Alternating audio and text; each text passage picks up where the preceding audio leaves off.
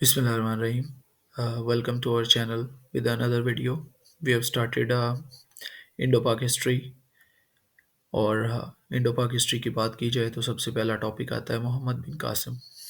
तो आज हम मोहम्मद बिन कासिम के रिलेटेड सारे एमसीक्यूज वो देखेंगे कि जो पास पेपर्स में भी आ चुके हैं और वैसे भी जो पास पेपर्स के अलावा जो इम्पोर्टेंट क्वेश्चंस हैं उनको हम देखेंगे। तो ये बड़ी मेहनत से स्लाइड्स बनाई गई हैं ताकि वो तमाम एस्पेक्ट्स को हम कवर कर सकें। तो first of all the first question is when did Muslim conquer Sindh. तो जो सिंध के अंदर जो इस्लाम एंटर हुआ था वो ये फर्स्ट इन्वेजन थी मुस्लिम्स की सब कॉन्टिनेंट में। तो सबसे पहले जो क्वेश्चन है उसका आंसर है 712। 712 में मोहम्मद बिन कासिम ने सिंध को कॉन्कर किया था, फतह किया था। सेकंड क्वेश्चन भी हमारा हो गया कि हमने मोहम्मद बिन कासिम वाज द वन। अब मोहम्मद बिन कासिम क्योंकि हम शुरू से सुनते आए हैं 17 साल की एज में, तो उस हिसाब से कब पैदा हुआ था ये हमने लिंक भी करना होता है पीपीएससी के अंदर या कंपटीशन के एग्जाम्स में। हम समटाइम्स ये नहीं होता कि हमारे पास ऑप्शन होती है कि हम रिलेट करना होता है हमने चीज़ों को। तो इस तरह वो सारे रिलेशन को हमने इस इन स्लाइड्स में डिस्कस किया हुआ है, जिसके बाद आपको ना सिर्फ याद हो जाएगा बल्कि ये एमसीक्यूज भी आपको इस वीडियो के बाद सारे याद हो जाएंगे। तो कब पैदा हुआ था? 695 में। कहाँ पैदा हुआ था? Four question, where was Mohammad bin Qasim born? तो ये ताइफ में पैदा हुआ था, सऊदी अरेबिया में, ताइफ में।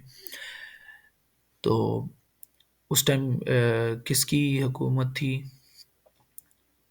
मतलब मुस्लिम्स की? तो उमैया डायनेस्टी जो थी वो चल रही थी। उमैया उमवी दौर जो जिसको हम कहते हैं वो चल रहा था। In which year did Mohammad bin Qasim conquer Sindh? 712। ये क्वेश्चन रिपीट हो गया। Now move to the next slide. Who sent Muhammad bin Qasim? Muhammad bin Qasim को हजाज बिन यूसुफ ने भेजा था। हजाज बिन यूसुफ जो था वो गवर्नर था इराक का। 8 क्वेश्चन में गवर्नर ऑफ इराक था। तो अब उसका रिलेशन क्या था मोहम्मद बिन कासिम से? वो मोहम्मद बिन कासिम उसका नेफ्यू भी था और सन इन लॉ भी था। तो ये दो रिलेशन थे। तो मोहम्मद बिन कासिम को जब सिंध की तरफ भेजा गया था तो हजाज बिन यूसुफ बंदा था जिसने भेजा था। The next question is which commanders came before Muhammad bin Qasim. अब ये बहुत से कम लोगों को पता होगा कि मोहम्मद बिन कासिम ये नहीं था कि फर्स्ट पर्सन था जिसको भेजा गया था। बेसिकली जो पायरेट्स थे वो तंग कर रहे थे जो मुस्लिम काफिले गुजरते थे अरेबियन सी में से, तो उनको वो तंग करते थे, लूट लेते थे पायरेट्स जो थे। तो ये स्टार्ट होती है जंग के मोहम्मद बिन जो मुस्लिम मुस्लिम रूलर्स होते हैं वो इनको ख़त लिखते हैं कि आप इस तरह जो है ना हमारे जहाज़ों को ना लूटने दिया करेंगे। इंस्टेड ऑफ कि उन पे एक्शन होता। तो जो हजाज बिन जो राजा दाहिर था जो सिंध का रूलर था, उसने उन पायरेट्स को जो है ना वो पनाह भी देना शुरू कर दी, जिनमें कुछ मुस्लिम्स वुमेन्स भी थी। तो उसके बाद ये सारा सिलसिला शुरू होता है और हजाज बिन यूसुफ जो होता है वो मोहम्मद बिन कासिम को कहता है कि जाओ और अब इन्वेड करो। तो मोहम्मद मोहम्मद बिन कासिम से पहले दो कमांडर आए थे, उबैदुल्ला था और दुबैल नाम का। ये दो कमांडर्स जो थे ये आते हैं लेकिन इनसे कॉन्कर नहीं हो पाता। तो उसके बाद जो होता है मोहम्मद बिन कासिम आता है। तो उस टाइम जो राजा दाहिर था ये सिंध का रूलर था। तो ये जो होते हैं इनका रोडी जो हमारा सिंध के अंदर शहर है, रोडी के पास इनका मुकाबला होता है, जिसके बाद मोहम्मद बिन कासिम जो होता है वो राजा दाहिर को वहीं पे शिकस्त भी देता है और मर्डर भी कर देता है। उसके बाद what was the name of Raja Dahir's wife? ये रानी बाई का बड़ा इंपॉर्टेंट रोल है इंडो पाक हिस्ट्री के अंदर जब हम पढ़ते हैं। अम, जो इंडियंस हैं वो इसको रेजिस्टेंस का नाम भी देते हैं, वुमेन ऑफ रेजिस्टेंस।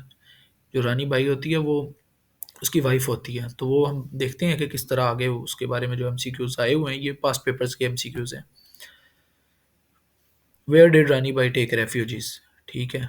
अब ये रावड़ का किला था, रावड़ किला था जिसके अंदर वो रानी बाई जो होती है, जो बची कुची औरतें होती हैं, उनको लेके ये किला रावड़ जो होता है इसके अंदर जाके पनाह लेती है। और उसमें उसकी बेटियां भी होती हैं, सूर्या देवी एंड पर प्रेमिला देवी। ये राजा दाहर की बेटियां होती हैं। तो इन सबको लेके वो वहाँ पे पनाह लेती है।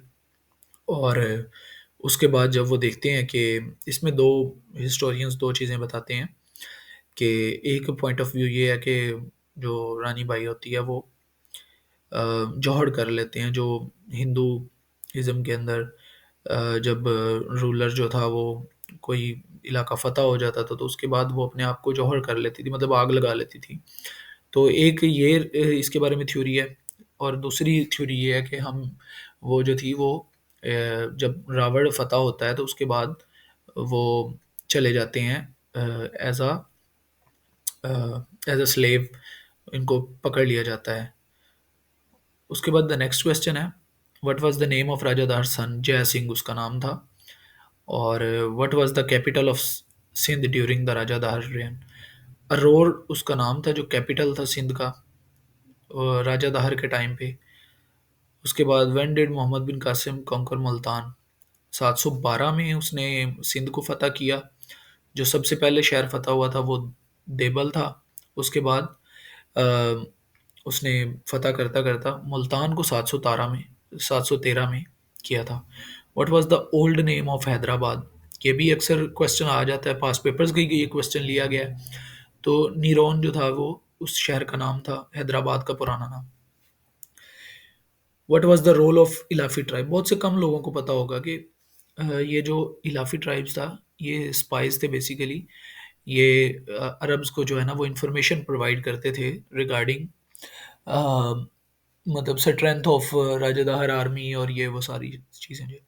What was the main reason for Muhammad bin Qasim expedition? To avenge the plunder of Arab ships near Debal. वही जो आपको मैंने पहले बताया है कि उस तरह के जो मुस्लिम जो शिप्स थी उनको पायरेट्स जो थे वो लूट लिया करते थे। At what age did Mohammad bin Qasim lead the expedition? 17 years में उसने फतह किया था। Which city did Mohammad bin Qasim capture first? Debal. What was the outcome of Muhammad bin Qasim conquest? Establishment of Islamic rule in Sindh. Obviously हम इस point of view को देखेंगे कि इस्लाम का तो जो आगाज़ है, इस्लाम का जो फर्स्ट जो हिंदुस्तान के अंदर जो हमारा एंट्री है वो इसी कॉन्कर के बाद ही हुई। How did Mohammad bin Qasim treat the local population? Allowed religious freedom and reinstated leaders. तो ये तो कुछ इंफॉर्मेशन थी उसकी एक्सपेडिशंस के हवाले से। Which port city served as the entry point of his forces? Debal. What was the significance of his conquest? Beginning of Islamic rule in the Indian subcontinent.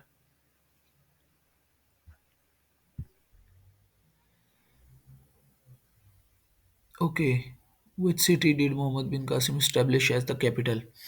Initially Brahmanabad था, later अल मंसूरा। ये जो ब्राह्मणाबाद था ये सिंध के अंदर एक सिटी था नियर डिस्ट्रिक्ट सांगड़। तो उसके बाद जो है ना उसको बाद में अल मंसूरा उसका नाम रख दिया गया था।